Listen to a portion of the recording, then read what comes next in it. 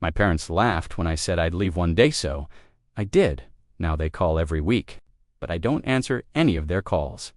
I'm a 25-year-old woman, and for as long as I can remember, I've been the scapegoat of my family. It wasn't just that my parents favored my older brother, it was the way they dismissed me like I barely existed. Every accomplishment of mine was minimized, brushed aside with a laugh or an eye roll. When I brought home a drawing I worked on for weeks in middle school, my mom glanced at it once and said, "Cute, but your brother's science project might actually win something." That one sentence stuck with me for years. I grew up swallowing the idea that nothing I did mattered. My dad would joke to relatives at family dinners, "She's the stubborn one." Always dreaming, never doing.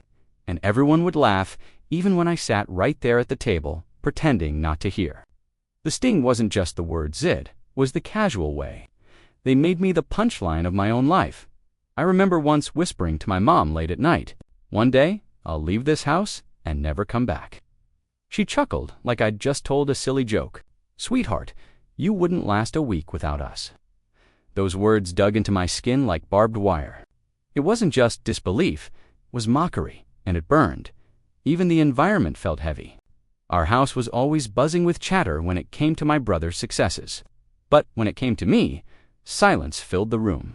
The walls carried echoes of laughter that never included me.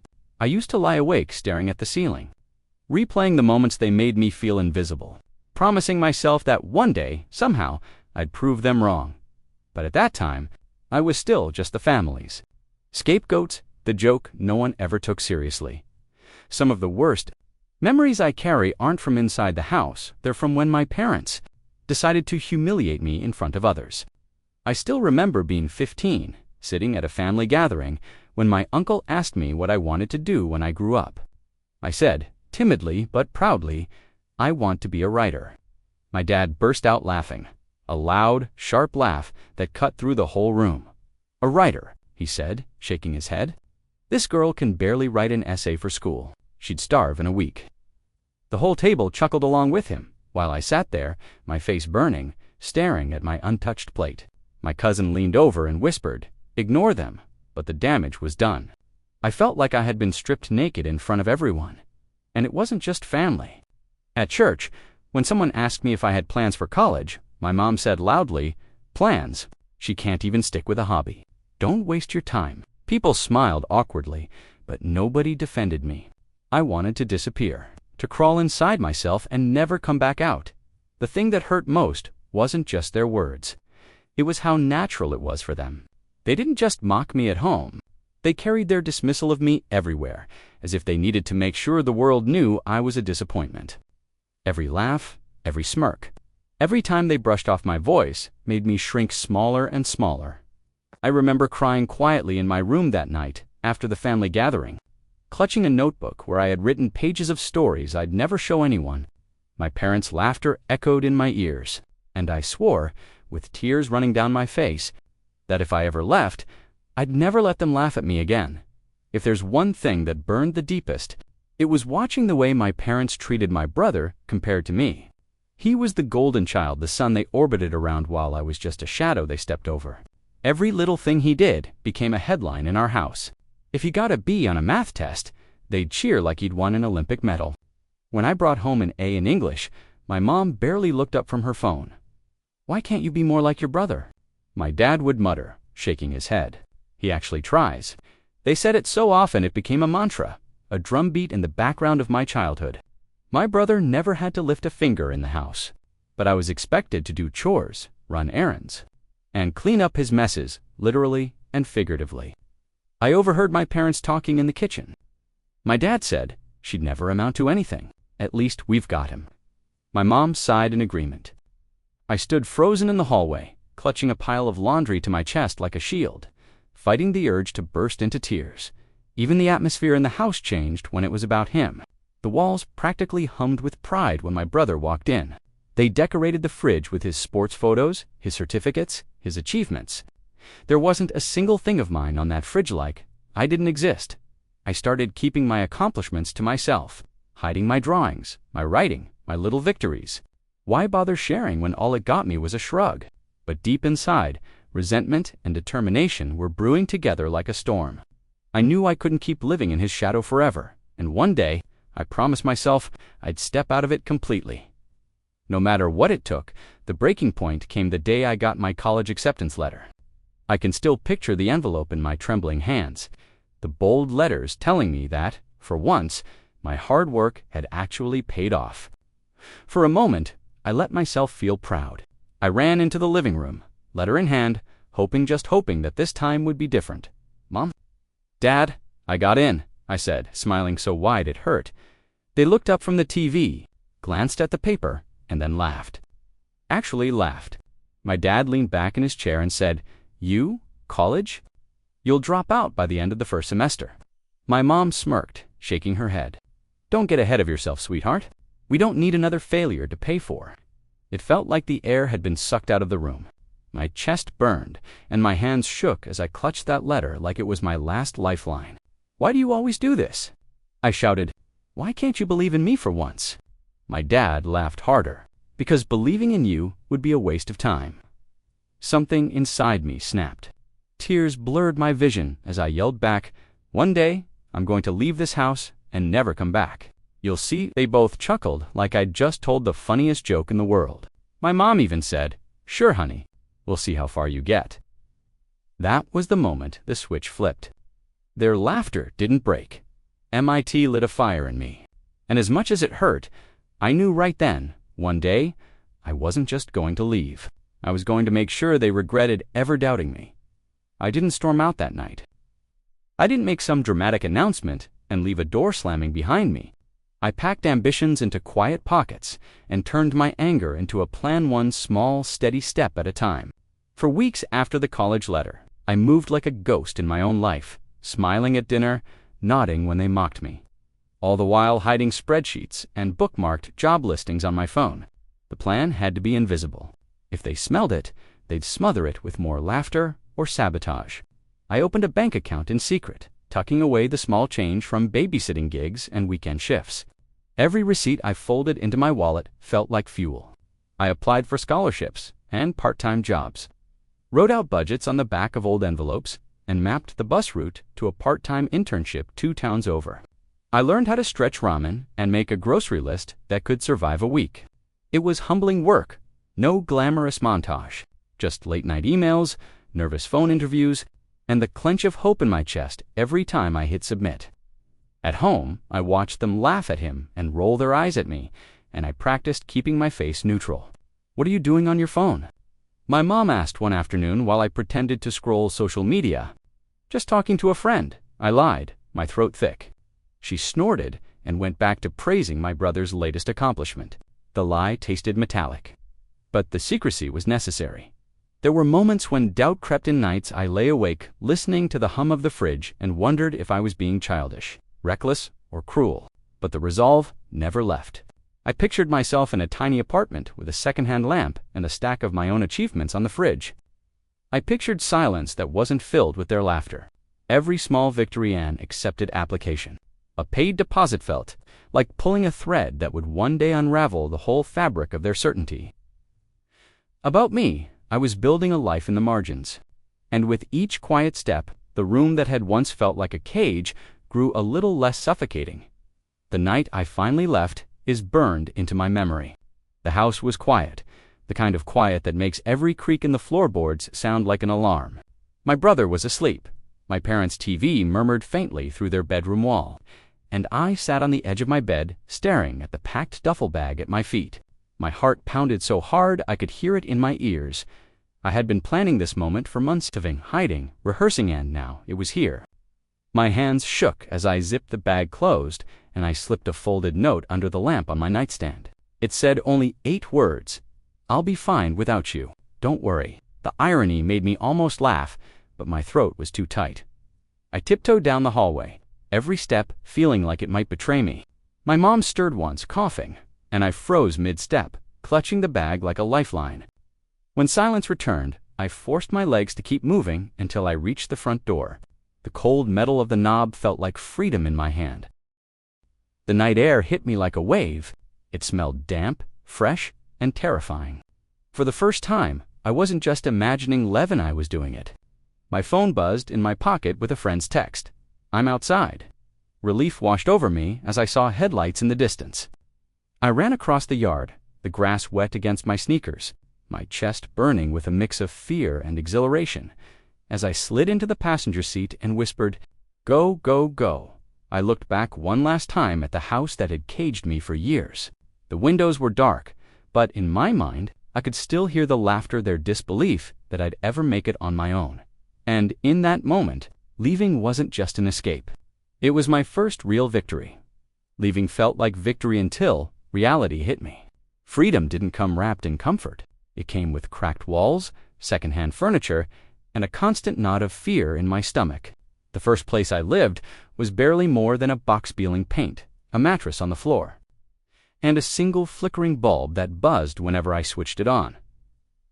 I worked 2 part-time jobs, one at a diner and another stocking shelves at a grocery store.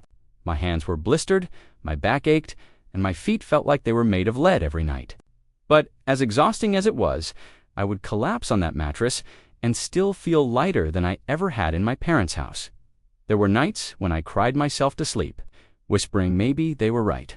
Maybe I can't make it.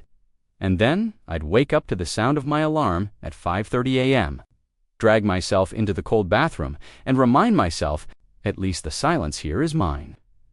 I still remember one shift at the diner when my coworker asked, "Why do you always look so tired?" I laughed, though it wasn't funny, because this is what starting over looks like. She gave me a sympathetic smile, but sympathy didn't pay the rent. Every paycheck went straight to bills, bus fare, and cheap groceries, ramen, beans, die-old bread. I learned how to stretch a single meal into 3. My body was tired, my mind even more so. But there was a strange sense of pride in scraping by on my own. The truth is, independence wasn't glamorous. It was gritty, raw, and unforgiving. But every sleepless night, every sore muscle, every meal of instant noodles was proof that I was surviving without them. And survival in those early days was enough. After months of scraping by, something finally shifted. I'll never forget the morning I opened my email and saw the subject line, "We'd like to offer you the position." It was a full-time job, steady hours, steady pay, and more money than I'd ever seen on a single paycheck. I just sat there staring at the screen, my hands over my mouth, tears rolling down my cheeks. For the first time, it felt like the universe was whispering, "See, you can do this." The job wasn't glamorous, an entry-level position at a small marketing firm, but it was mine. On my first day, I walked into that office with a thrift store blazer. My manager smiled and said, "We're glad to have you here." 6 simple words, but they felt like validation I'd been craving my whole life. I scraped together enough savings for a deposit on a small apartment of my own. It wasn't perfect, the walls were thin, the carpet smelled faintly of old smoke, but it was mine. I bought a cheap corkboard and tacked up my pay stub, my acceptance letter, and a photo of me holding my apartment keys. For once, my fridge of achievements didn't need my parents' approval. Friends started to notice a difference in me. "You're glowing," one said, laughing. I wasn't glowing, Jai, was exhausted, but inside, I felt stronger. The weight of my parents' voices telling me I'd fail began to fade, replaced by a quiet pride that grew louder every day. The real twist came when word got back to my parents. Somehow, they found out I had a job, an apartment, and a life of my own. And for the first time in my life, their laughter stopped. In its place came something I never expected, resentment. It started with small things, missed calls from numbers I didn't recognize, voicemails that began with silence and ended with a sigh. Then one evening, my phone lit up with my mom's name. I froze, staring at the screen. After everything, after years of laughter at my expense, why was she calling now? I let it ring out. A minute later, another call came, this time from my dad. When I didn't pick up, the messages started. "We miss you. Family is family." Then came the guilt trips. "You only get one set of parents. Don't throw us away." At first, I thought it was some kind of twisted joke. These were the same people who told me I'd never last without them. Now they suddenly cared. A week later, my brother texted me, "They won't shut up about you. Just call them already." His tone was annoyed, like my silence was inconveniencing him. I typed out a reply. Where was this concern when I was their punchline? But I deleted it before sending. The next voicemail was my dad's voice. softer than I'd ever heard it. "We're proud of you, really. We just want to talk." Hearing those words almost knocked the breath out of me. Proud, after years of being the family failure. My chest tightened, my heart battling between the little girl who craved their approval and the woman who remembered every cruel laugh. But underneath their new tone, I could hear it the resentment, the loss of control. They didn't like that I had proven them wrong. They didn't like that I had built a life that didn't revolve around their ridicule. Their sudden love felt less like love and more like ownership they couldn't reclaim. And deep down, I knew answering their calls wouldn't heal anything. It would just drag me back into the same cycle I had fought so hard to escape. The calls didn't stop. If anything, they grew more desperate. One night after work, I came home to 6 missed calls and 3 voicemails. My stomach sank as I listened, pacing the small apartment that had become my sanctuary. The first was my mom's voice, sharp and cutting even through static. "You think you're better than us now. Living in some dirty apartment doesn't make you successful. You're tearing this family apart."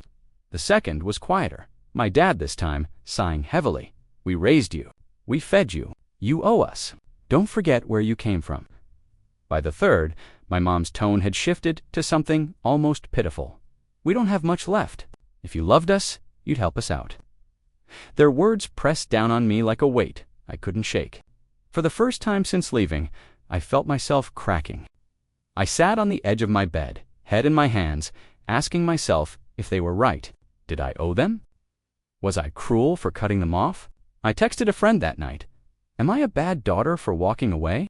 She replied almost instantly, "No, they're manipulating you. Don't let them drag you back." Her words steadied me, but the guilt lingered like smoke in my lungs. I couldn't help but replay their lines over and over. "You owe us. You're tearing the family apart." For years I'd been their scapegoat, the one to carry blame, and now they wanted me to carry their problems too. It was my rock-bottom moment. Alone in that tiny apartment, staring at my buzzing phone, I realized how easy it would be to fold, to give in, to return. But I also realized something more important. If I gave in now, I'd never truly be free. I don't know what pushed me over the edge that night. Maybe exhaustion. Maybe anger buds. When my phone lit up with my dad's name again, I answered. My voice shook as I said, "Hello." There was silence for a beat. Then my mom's voice came on, frantic and sharp. Finally, "Do you have any idea how selfish you've been? We're your parents." I closed my eyes, gripping the phone so hard my knuckles turned white. "Selfish," I said quietly. "Do you remember laughing at me when I told you I'd leave one day? Do you remember calling me a failure in front of the entire family?" My dad cut in, his voice suddenly raised. "That was in the past. Families argue. You don't just run away and abandon the people who gave you life." I felt something inside me snap, not in weakness this time, but in strength. "You didn't give me life," I said firmly. "You gave me ridicule. You gave me doubt. You gave me scars I'll be carrying long after you're gone. And you know what? I don't owe you a damn thing." There was a long pause. Then my mom's voice broke, soft and trembling. We miss you." For a second, my chest ached. That was all I'd ever wanted to hear growing up. But the ache hardened into resolve. "You miss control," I said. "You miss having someone to laugh at, someone to blame. But that's not me anymore." They both started talking over each other, pleading, angry, desperate, but I didn't wait to hear the rest. My thumb hovered for a second, then I hung up. The silence that followed wasn't empty. It was powerful. For the first time in my life, I had spoken back, and I had one dot after that call. I never picked up again. The phone still lights up every week, sometimes twice, sometimes 5 times, but I let it ring. Their voices live in my voicemail now, not in my head. Sometimes it's my mom crying, sometimes my dad demanding, sometimes just silence before the click. And every time I choose not to answer, at first the silence felt heavy, like I was holding my breath, but slowly it became my strength. I realized that not answering was louder than any fight I could have had with them. Their laughter once defined me. Now, my refusal to respond defines them. They're the ones left waiting, wondering, replaying their words in the void I've created. I've built a life that doesn't need their approval. My fridge is covered with little things that matter only to me: movie tickets, postcards, doodles from friends, my first real paycheck framed in a cheap plastic border, Every time I look at it, I remember the girl who once cried herself to sleep in a house where she was invisible. She isn't invisible anymore. Sometimes I think back to that night I left the duffel bag, the cold air, the feeling of terror mixed with freedom. If I could talk to that version of myself, I'd tell her, "You're right. You'll be fine without them." They laughed when I said I'd leave one day. They thought I'd fail, thought I'd crawl back begging. Instead, I've given them the one thing they can't stand: silence. And that silence has become my victory, my healing, my proof that I'm stronger than they ever believed. I don't need to answer their calls. The life I've built is my answer.